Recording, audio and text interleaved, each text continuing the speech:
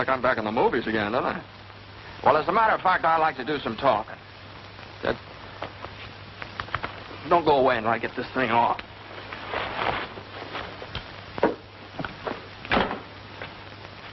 Now, it isn't as if it was a chore for me to talk to you because I want to speak on my favorite subject, the Army Air Forces. I can't speak from long experience. I've only been in the service a year, but I've learned a lot about what the Air Forces have to offer. That's what I want to talk to you about. Right now, the greatest mass mobilization in the history of the world is taking place. Men from cities, towns, farms, married men and single men, brothers, sweethearts, husbands, fathers and sons, businessmen and workers from the factories, and students from colleges and high schools all over America. They're mobilizing, joining up, or having their numbers pulled out of a fishbowl. And this war we're fighting today and tomorrow and the next day until we win is a war of the air. The whole world knows that. Our factories know that.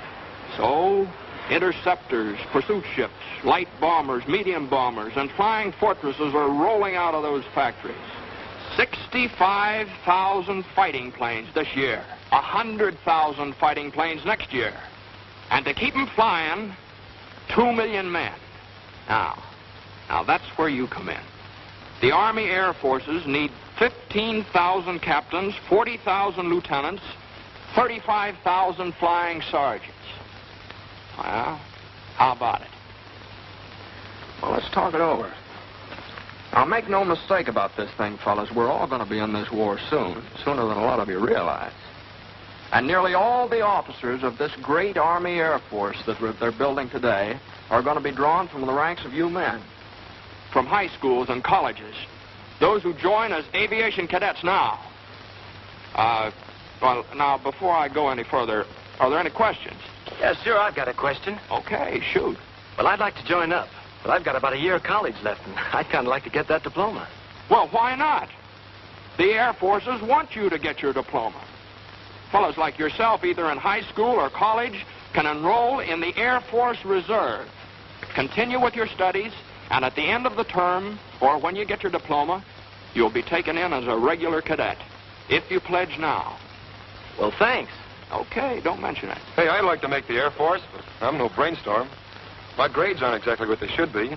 I hear it's tough to get in. Not anymore, it isn't. And that blocked letter you're sporting, that tells me a lot. Basketball, football, baseball, or some activity where coordination, control, and the ability to work together with the rest of the team, that's important. The same in the Air Force. They're one big team, and they need men who can pull together and play the game. So, you and your teammates should be a cinch in this, the biggest all-American team we ever had. Now, here's a fellow who works in a filling station. He looks as though he's got something special on his mind. Say, how about it, fella? You know, I've been interested in the Air Forces for quite a while. But I'm 26 years old and got a wife. I haven't had a chance for too much education. What about me? Well, from where I'm standing, you look like you're ready to sprout wings any minute. Hey, wait a minute. You see, formal education is no longer a basis for determining a man's intelligence in the Air Forces. And married or not, you'll receive $75 each month while training, and board and lodging, and all the necessary uniforms and equipment. And you have as much chance as the next fellow of becoming one of those 15,000 captains and 40,000 lieutenants or 35,000 flying sergeants I was telling you about. Yeah? Say, that sounds great. I think I'll go and phone my wife. I'd like to get something straight in my mind. I'm one of those high school students you've been talking about, but I'm not old enough. I wasn't planning on going to college, so... Well, where does that leave me as far as the Air Force is concerned? Fella, you sound like the forgotten man. But if you're close to 18 and you're over 5 feet in altitude, you can be one of us just as quickly as anybody else. Okay. Just make out that application for the Air Force Reserve. Now, your physical examination. Well, that's not going to be so tough.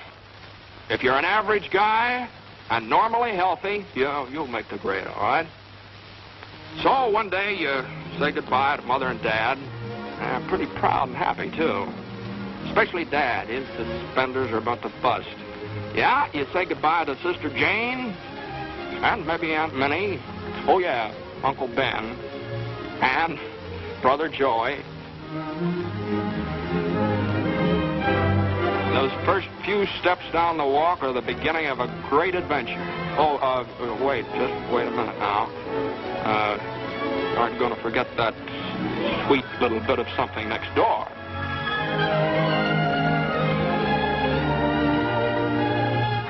And you're on the train with a lot of other fellas. Probably many from your own school or neighborhood. Oh, yeah, I forgot to say, Uncle Sam bought your ticket. And your destination reads any one of a number of reception centers, maybe in California, maybe down in Texas. It's here that lasting friendships are made because you and your teammates are aiming for the same goal. That big, beautiful, wonderful V that spells victory. And now it begins. Now, here's a sort of a composite picture of what happens to you in the first few weeks of your aviation cadet training. You find your room, meet your roommate, get a haircut, Army style, and try on a new pair of shoes and a new uniform that really fits. Then, time to eat. Those chops are on the fire. Eat with a few hundred other guys just as hungry as you are. In ground school, officers with years of experience patiently explain what makes them fly. And then one day, when class is over, you get all rigged out in what the well-dressed birdman will wear. You feel like quite a guy as you meet your flying instructor. But always in your memory will be the thrill of that first beautiful morning when you took off for the first time. Now, what you're going to see next isn't considered exactly a part of the regular training course. But you're a chump if you don't include it in your curriculum.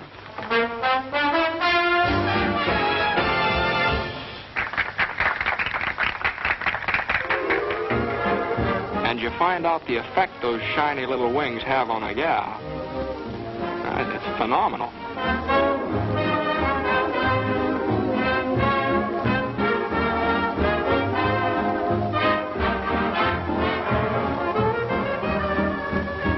And now, mister, take the air. And he did.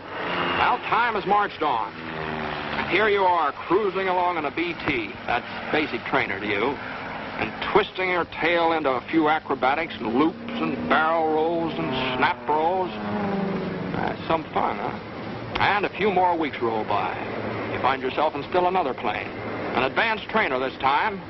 Yes, indeed, you're really getting up in the world at the rate of nearly 200 miles an hour. But you think this is something. Well, now, just wait. Fellas, shake hands with Mr. B-17 and a few of his big brothers. Now, watch out now, he's tough. Those four motors roaring through the sky like a thunderstorm, they can't fool with them. American workmen, the finest master mechanics in the world, put those motors together. Made them live, made them breathe, made them roar. Yes, sir, a whole army of workmen, designers, engineers, and just plain guys who wanted to do something for their country. They put that B-17 together. A few thousand of these babies will win this war for us. And a few thousand guys like you in there flying them. And remember, we said something about a team. Well, 9 men are inside that plane, each with an important job to do. So let's go in and take a look around. Let's meet the team. Yes, sir, 9 fellas like yourself working together, as closely coordinated as a precision watch.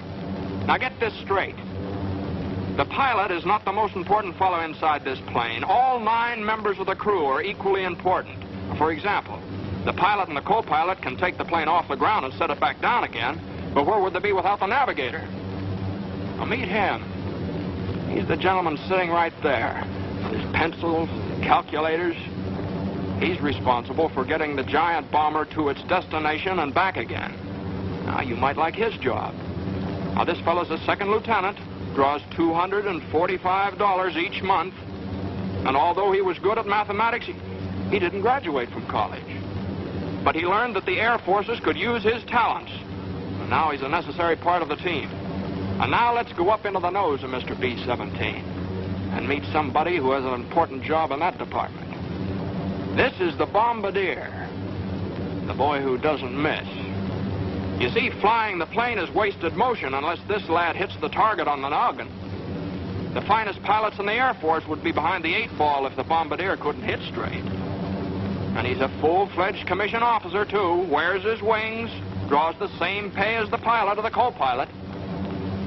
Now, back in the main body of the plane, we've got some more important positions. This fellow is the #1 engineer. He keeps the motors turning and the thousands of working parts all through the bomber inspected and in repair. And then comes the radio operator, who keeps the bomber in constant communication with its home base, and the photographer, who keeps a photographic record of what takes place on the earth below while the bomber's on its mission. He's sort of an official scorekeeper, checking up for future reference. Now, the remaining members of the flight crew are #2 engineer and #2 radio man. So you see, being in the Air Forces isn't all piloting, or all navigating, or all bombardiering. It's teamwork. And each member of the team is just as important as the next one. Now listen, it takes 38 men on the ground to keep this bomber in the air. So let's go downstairs and meet the ground force. Jobs? Why, there's one to fit every kind of fellow who wants to play on this all-American team. Meet the armament officer. Now, he's in charge of 12 bombers, more or less like the one we just looked over. It's his job to see that the bombs are loaded and the machine guns, and a general all-around checkup. See that bar on his shoulders? He ranks just the same as the pilot or the co-pilot or the navigator or the bombardier. And to get this fellow's commission, a little engineering or physics in college would be a great help. Flight plane willpower after departure. And there's a fellow whose job takes a back seat to nobody, the communications officer. Those bombing and fighting planes up there, they depend on his work. He's part of the team. And how does a fellow get a sign like that on his door? Well, engineering officer Captain C.D. Burns had 3 years of college. He studied aerodynamics, and those qualifications quickly awarded him his commission. He's in charge of all mechanical details and has a full crew of technically trained enlisted men to supervise. Now, another opportunity for you specially-minded fellows is to be a meteorologist. If you do, you'll be assigned to a post where all military missions will be guided by your reports. Yep, and you'll get those gold bars, all right, after 30 weeks free training in some leading technological institute. Photographers and chemists. Well, there's a spot for you on the team. In charge of one of the hundreds of fixed or mobile photographic laboratories the Air Force must have. Now, this job, too, gets you a commission as an officer. So, whether you're flying a plane as a pilot or a co-pilot, charting its course as a navigator, acting as bombardier, or in any one of the many technical jobs in the air or on the ground, wherever it is in the United States Army Air Forces, you're part of a team. Now, remember that. So listen to the roar of those motors, young men of America, and heed their call. Soon the skies will be filled with the greatest air armada the world has ever seen. Our own Army Air Forces. The best planes ever built. 65,000 planes this year. 100,000 more next year. That's why we'll lick the Axis. And that's how we'll lick the Axis. Your commission in the Air Forces is waiting. You don't have to have a diploma to become an officer. Join now on the enlistment reserve basis. And then finish your present school or college term before you're called upon for actual duty. If you're between the ages of 18 and 26, with a good bill of health, you can make as high as $245 a month, and with a bonus of $500 for each year of service in the Air Forces.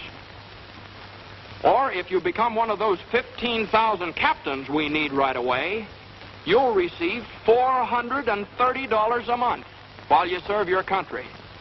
And you'll be well trained for a good job in civilian life when this war is won. Now, here's another thing. Now, it's kind of hard to explain, but believe you me, it's important. You see, while you're getting all this wonderful technical training in the Air Forces, you're learning about other things, too. Things that are going to pay off in big dividends. You're learning to be alert. You're learning how to handle men and how to do that job with a lot of pride. Yeah. You're learning about courage, too. But you'll know what I mean, and I hope soon, because the Air Forces are proud to think that you might be with them. And by the time you finish your training, America will have overwhelming superiority in the air. You see, the way the Air Forces feel about it, They're fighting and they're flying for the safety of our people at home, our mothers and fathers and our sisters and brothers. And to keep the terrible war of destruction that swept Poland and Belgium and Holland and blasted homes of good people in London and Coventry and maimed hundreds of innocent women and children in Nanking and Burma and Bataan Peninsula and Pearl Harbor. To keep that war from our own shores, our cities and our homes. The roar of 100,000 motors sing their song, and theirs is a song of freedom. And their wings outstretched in the cause of decency. And each spinning prop drones in vengeance against those who would destroy our way of life. But somebody's got to fly them. A lot of somebodies have got to fly them. Now, this is your place. This is where you'll serve America best. Young men of America, your future's in the sky. Your wings are waiting.